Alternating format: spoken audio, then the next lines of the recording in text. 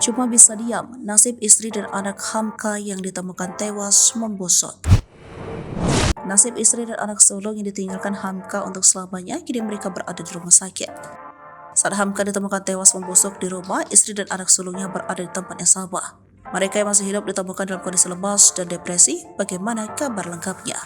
Kasus kematian ayah bernama Hamka 50 tahun dan anak balita yang tewas membusuk di Koja, Jakarta Utara masih dalam penyelidikan polisi. Tewasnya ayah dan anak balita di Koja, Jakarta Utara ini meninggalkan istrinya berinisial NB dan anak pertamanya ADA 4 tahun.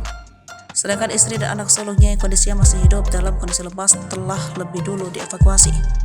Diketahui sang istri ditemukan hanya terduduk di sofa dan keadaannya linglung dan rela menahan lapar selama 2 minggu hidup bersama jasad suami dan balitanya di rumah. Sementara itu, Kasat Reskrim Polres Metro Jakarta Utara AKBP Iverson Manoso pada Sabtu 28 Oktober 2023 kemarin menyatakan pemeriksaan di Rumah Sakit Polri sekaligus dilakukan terhadap istri dan anak sulung Hamka yang masih hidup. Kedua penghuni rumah yang masih hidup ini kondisi kesehatannya sangat buruk sehingga polisi juga perlu melakukan pemeriksaan secara medis. Ibu dan anak yang selamat masih berada di rumah sakit. Sementara yang masih hidup, belum ada kekerasan fisik terhadap ibu dan anak tersebut, ucap Iverson dilansir tribunjakarta.com.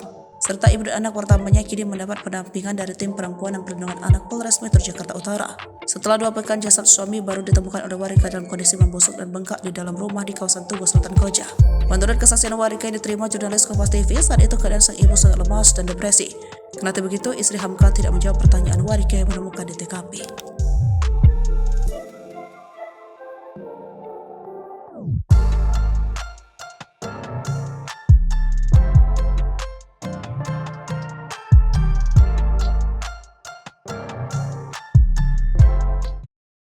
Download Tribun X sekarang, menghadirkan lokal menjadi Indonesia.